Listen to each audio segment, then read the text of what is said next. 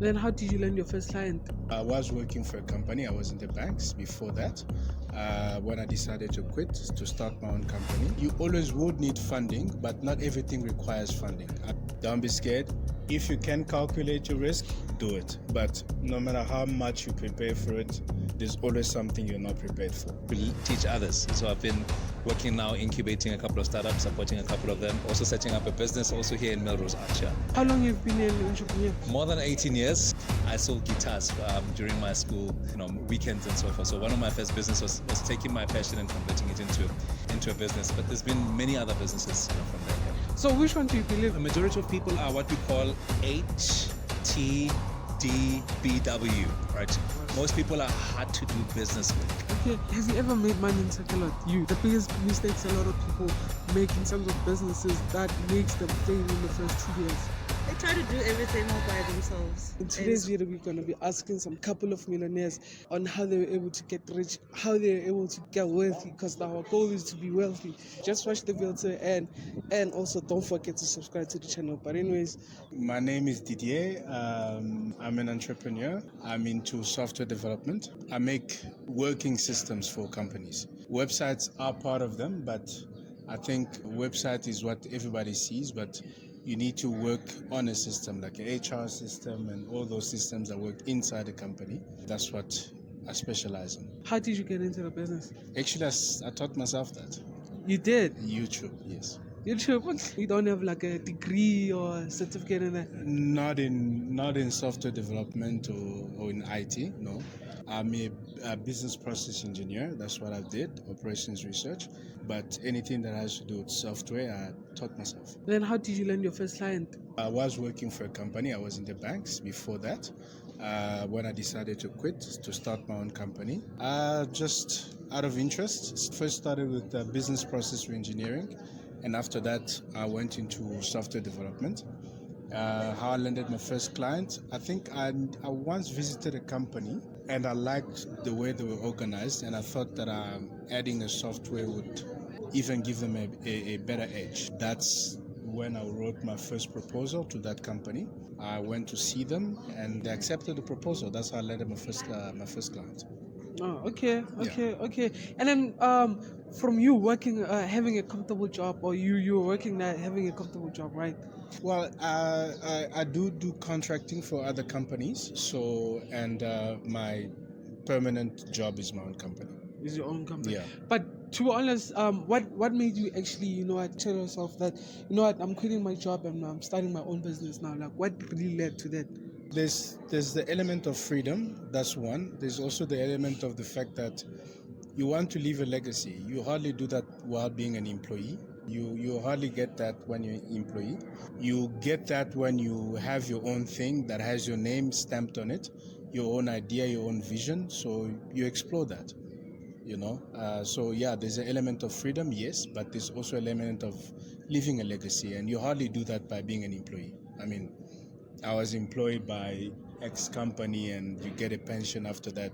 You sit and wait for your pension on a monthly basis, that's it. But when you have your own company, you are able to make your own moves, your own decisions, and you do it at your own pace. Did you need funding when you started? You always would need funding, but not everything requires funding. I think the best place to start is to have an idea and believe in it, yes. And I mean, like software development, you need to have a platform where you get it done, But the best funding is to have a client that believes in your idea, in you, and that's how you get your funding. Okay. Yeah. Biggest mistake you've probably made when you were young in terms of the financial era? Probably treating company money as your pocket money. That's one. Second financial error is to probably treat your first paycheck as a reward, and instead of an investment, to invest back into your business. I think those were the things that, yeah. When do you start paying yourself in your business? Well, as soon as you get paid, man. Okay. Look, you have to reward yourself. It's not easy to be out here trying to make ends meet. And especially, look, being an entrepreneur it's nice, glamorous, but getting into it and living it is not as glamorous as people think. You actually work harder than you would if you were employed by someone. What was the biggest challenge you've ever faced? Well, it's like being in a band where you are the musician, the drummer, the guitarist, all of that. You know, so you have to play all of that till you big enough to be able to outsource certain things to other people. But in the beginning, you have to play vocals, you have to play guitar, you have to play drums and all of those things. So that's difficult. Can you please give any advice for the person who's actually watching this video? Don't be scared. Okay. Do it. Don't be scared. If you can calculate your risk, do it. But no matter how much you prepare for it, there's always something you're not prepared for. But just do it. Biggest life lesson, and let us say this way. Do it. Do it. Don't talk about it. Do it. Okay. Look, even if I give my idea to other people, you never do it like me.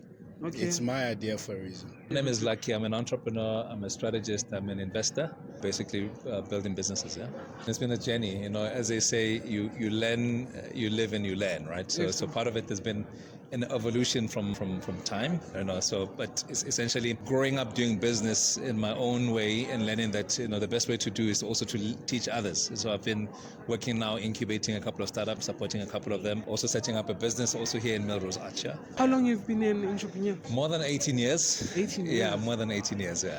What was the challenge you've ever faced as an entrepreneur? It's always capital raising, right? Okay. And also having a concept big enough to attract investments. We often hear that the struggle is not lack of capital. I mean, you look around here, you see that capital is looking for, sometimes our concepts are too small, and you find that because they are too small, they don't attract the right, capital. Building concepts big enough to attract good capital, you realize that, money has always been there, but it's just that the concepts were not packaged in a way that can attract the requisite, funding. Yeah. Okay. So the biggest thing is building around yourself a network of people. That's something that is very, very, very, very critical. But also being a person of value. Because if you've got something of value and you can exchange that for something, already you can get money. Sometimes, as the person that you're referring to has said, you may have something that somebody can want to exchange for money, provided that what you have is valuable. For example, you may know a person that somebody wants to know, and for that person to be able to reach that person, they may be willing to exchange that for that contact that you have for value. There could be value exchange immediately without necessarily you needing to have capital to start. Right? You can offer that as a service for somebody. What was your first business? My first business was actually creating market access for a person who had a tuck shop, for example, right? So the person I had a space where he needed to sell his products, and those products were chocolates. What I would do in the morning before I went to school, I got basically a pack of chocolates that I would go, and I had a bit of a profit margin on that. Every morning that became my first business in primary school. In high school, new teachers needed dried fruits and things like that. My mom was working for a place where they manufactured that. So what I did was basically to bring that to my teachers, and they sold, they bought. In high school, in university, I started a business because I was a musician as well at some point. So I sold guitars during my school, weekends and so forth. So one of my first business was taking my passion and converting it into a business. But there's been many other businesses, from there. Yeah. So which one do you believe in? Do you believe in love what you do or do what you love? It's a combination, but it's a combination. But most importantly, offer something that somebody sees as valuable, right? Because sometimes I can love fishing, right? But can I fish all day and make money in the process? Maybe not, but maybe if I am able to do something that adds a lot of value to what people require, somebody might actually pay me enough to a point that I can go fishing the whole day and still be making money. Do you understand what I'm saying? Yeah. So it's not necessarily just about that. It's about really identifying what people value and offering that to them, making things as convenient as possible. An example I gave of me in primary school, I knew that my peers wanted chocolates. There was somebody basically that wanted access to markets. So what did I do? I brought the market to where they are, taking it to school. And, before even my first period, before first lunch break, all those things were sold. It's really being able to identify something that is valuable and bring it to people, at scale. Not always that what I'm passionate about I can translate into business. Some people do. Okay. Are successful. coffee is an example. Black Coffee is able to use his music and build a business out of it, right? Other people, it may not necessarily be that. It might be something that you identify as a niche in the market and saying, how can I make sure that people can access what they want in the most convenient way, and I build a business or a system around it. Why do you think it's very hard to make your first million? Because a lot of people have been telling me that your first million is always going to be the hardest, but your second one is going to be the easiest. It's not a question of, it's really finding, as I say, value, being able to create value. Ultimately it's really about creating value. But if you create value, for people who, require that particular value, you might find that you actually might make your first 10 million quicker because you're adding value to people who already are in a space where a million is no longer something very, very difficult. It's a business model that you have to build a business model, but if you create value for people who basically can give you a million, I mean, it may not necessarily be as hard as you think it is. It's a question of saying, but what can I do to add value to those people? Sometimes it's essentially just being able to connect the dots. As I say, there's a person who's got a product, they want to sell it, and they require a particular market. And, you could make your first million or even more by being the connector between that market, because they might be sitting with an inventory. It's products that they're sitting with that somebody else requires. Okay. From that point of view of being able to connect the dots, you can make your first million. It's not a question of really even trying to service as many people as possible within a short space of time, but it's looking at who actually requires what I have. Can I be able to connect the two people, and I build a business model around that, where for that linkage you actually can get paid in the process. It's perspective in the bigger scheme of things. Which one do you think actually has more money? Providing a service or selling a product? I'm always I'm product. I was talking to my daughter earlier, right, and saying to her that selling your time. I mean, it's very hard to sell your time. I love doctors, I love engineers, and many other amazing people, but 24 hours is very short space of time, right? If I have to sell my time every day, if I'm sick, my business is sick. But if I've got a product on the shelf and I can place this product in different markets, what does that mean? It means that the product will always be selling, or it would be in a space where it stands a chance of selling whether I'm sleeping or not. Okay. So I am more for building a system, having a product, and ensuring that works beyond just selling my time, because time is very, very, very limited. So I'm pro the first option versus selling. I mean, you can even sell a service, but over time, of course, try to automate that, make a system around the service that you're offering. If I'm a medical doctor, for example, instead of being the business, I can build a system around it wherein maybe I acquire or even partner up with a real estate entity, okay, and I create a space where doctors can have rooms in a space, and I'm the guy that convenes a platform of those guys. What happens? I'm building a business, and ultimately I'm not the one offering the service. I can employ other doctors, and basically it becomes a medical center. I mean, here's a medical center that we're looking at here. Just an example of how you can build a business beyond just being the service or being the business yourself. Yeah. Okay. Let's say you want to, for example, I'm asking based on myself. Yeah. I want to have like a marketing business. Yeah. Are there like ways to automate the business so that even if I travel, I go somewhere else, I can still be able to service my clients? So a majority of people are what we call HTDBW, right? Yes. Most people are hard to do business with purely because they're not leveraging the technologies technology that is there, right? But the aim is to be easy to do business with. I give you an example. It takes a long time. A person may require a creative or a job from you. Say I need some marketing service from you, right? But you find that for me to get even an invoice from you takes a long time. So automation and leveraging some of the tech tools that are available means that you can be even a solo entrepreneur, right? One person, but with a system behind you, within a short space of time, you are able to get paid. So being easy to do business with is, how do we leverage technologies? How do we leverage the tech that is already there? Automate some of those processes to make sure that people can do business with you at the speed of thought. Can a person think of something, and then are you able to then offer them the services that they require within a short space of time? So tech, I see it as an enabler to be easy to do business with, whether it's a marketing entity that you're doing, but how do you look into automating, making your processes to be effective, to be easy to do business with. Yeah. What was the biggest mistake you've ever actually done in terms of like the whole business that we can actually learn from? The biggest has been, hiring, the biggest issue is really how do you hire the right person for the right job at the right time, right? People who will be able to add value beyond just, somebody you like, a person you like, you want to assist people. But sometimes you find that the people that you want to assist and you bring them into the business, it takes a long time to train and it takes patience to be able to do it. In the past, I've done that and I found that it may have been good for the person in terms of their career development, career trajectory, but it was not necessarily good for the business. The business got a knock as a result of, being, good and trying to incubate a person to where they ought to be. But yeah, I would say the biggest issue has been really trying to hire in the right person for the right task. And sometimes a person may not necessarily have the right qualifications, but the right attitude, and that person might be the right fit for the business. There have been instances where, I've brought in a person and they've added a lot of value.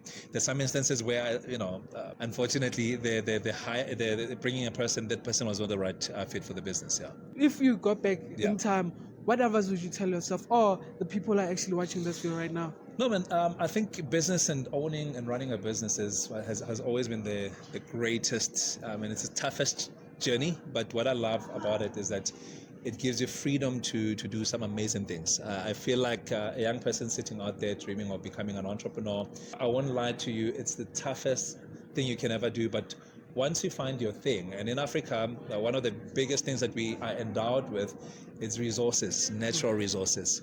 If you're a young person and maybe are thinking of mining and things like that, I say go for it and go early enough, because in Africa we are blessed with those. And I wish I had started actually doing mining earlier than now. I'm getting my hands into it, and it's one of the best decisions I've ever made. Shout out to all the entrepreneurs, shout out to everybody building entrepreneurs, shout out to everybody making businesses. It's a great way to move yourself out of over relying on government, on somebody else, taking your own decision and actually building yourself up. I'm for people who are doing that, and shout out to your channel and everybody else who's doing what you guys are doing. My name's Aiden Meyer. I'm in the steel industry. I'm a sales representative for Allied Steel Road, and we sell a lot of steel throughout Africa into Africa, in our export division, and then also locally. Yeah. How did you get into the business? So it's actually a mate's dad, and he's in partnership with another guy, and just through close family sort of bonding, we got into the same sort of industry. And he was working on the yachts previously. I was up in the UK playing cricket, and now we've ended up in the steel industry. Okay, do you love the business? Yeah, of course. Only still new to it. Worked there for about 8 months now, but really starting to enjoy what it has to offer and what it's sort of giving to me.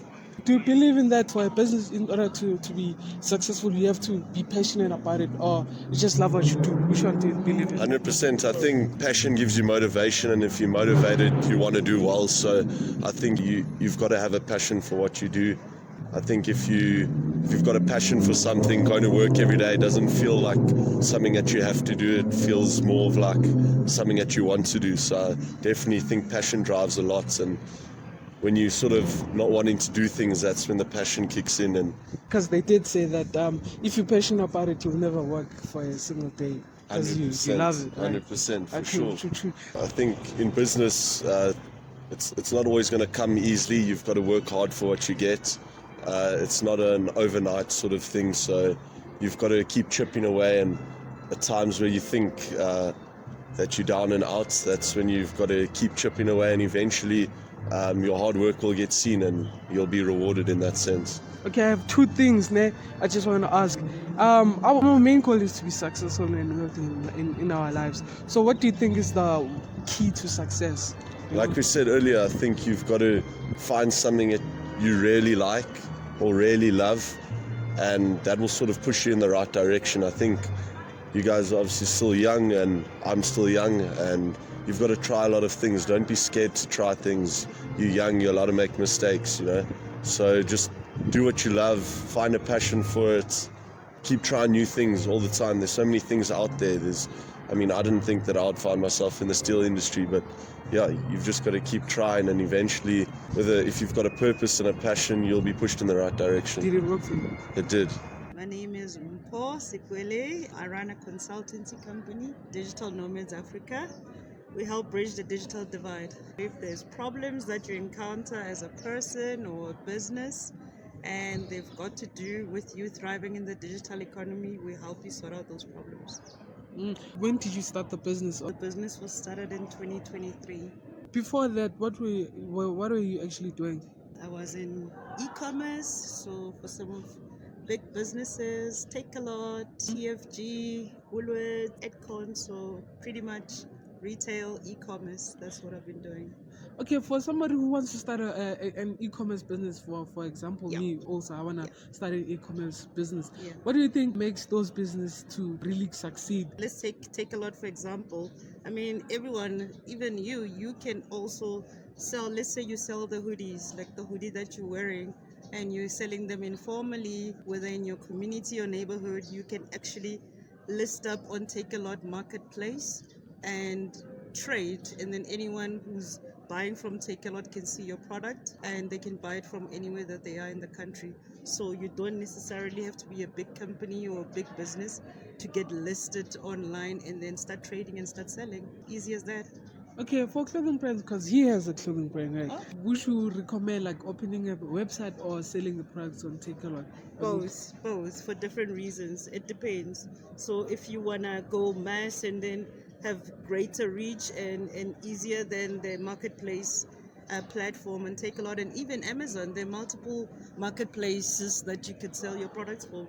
But if you are more niche and your fashion brand, you wanted to appeal to a certain market in a specific way, then your own website might be a better vehicle to showcase it, you know. But if you just want everybody to have access to the product, then I'd probably recommend the marketplace platform on Takealot. Okay, have you ever made money in Takealot? You? Have I made money? Yeah, on Well, Takealot. I worked for them, so But did you also like sell something on Takealot also? no, I've plugged in a couple of businesses that have sold and made money there, but not me in my own personal capacity. The biggest mistakes a lot of people make in terms of businesses that makes them fail in the first 2 years. They try to do everything all by themselves instead of getting somebody else. If you're good at photography, get someone else to be handling that. If someone else is good at social media, get someone else. But then trying to be everything all at once, you're going to be tired very quickly and you're going to fail, most probably. My name is King. This is what I do for a living. I've dedicated my life to creating this masterpiece. I call it a masterpiece because it's the first of its kind in South Africa. It's all in one facility. We've got a boxing gym, as you can see, on the first floor. We've also got a man cave at the back. Oh, this is the back. Yeah, there's a man cave at the back where it's all exclusive men working out there. No women allowed because women have their own section at the top. It's an all pink gym facility and yeah, all pink equipment. I don't think anybody's ever seen anything like that. And then at the bottom, we also offer something very unique in terms of events, people like yourself, the creators, people who are into fashion. That is exactly why we chose Brahm. It's been a journey, man, you know, in the sense that it's not something that happens overnight. In life, you go through phases, right? So the first phase was me coming from a boxing background, wanting to be a boxer, and that shifted to realizing, okay, I'm actually a good teacher because people kept reaching out to me. They wanted to learn this thing. And, you know, through teaching and meeting different people, you end up opening doors for yourself in different ways, you know what I'm saying? Especially if you are good with people and you make them feel good and you're passionate about what you do, the sky is the limit, bro. So you started when this year? No. It's been like 7 years. 7 years. 7 years building until we get to the stage. What is the biggest lessons and the hardest lesson you've ever learned in your journey? The biggest lesson is don't give up, keep going. Because a lot of people, especially if you're passionate about something, you shouldn't care about who says what, whether you're going to get criticized. I'm sure you yourself, you're passionate about content creating, inspiring people, telling people stories through what you do right now on YouTube, right? So someone else might say to you, you're not earning money. What is this going to bring to you? You know, what is this going to do for you? But at the end of the day, it's your passion and you stick to it long enough, you're going to get other ideas. You're going to meet different people, but just because you stuck to it. So for me, my biggest lesson was sticking to exactly what I love. And then I attracted the right people and the right things and the right ideas. I never had it easy. I still don't have it easy. I understand that this life is a fight, man. You have to constantly keep putting yourself in a better position. So there you have it, guys.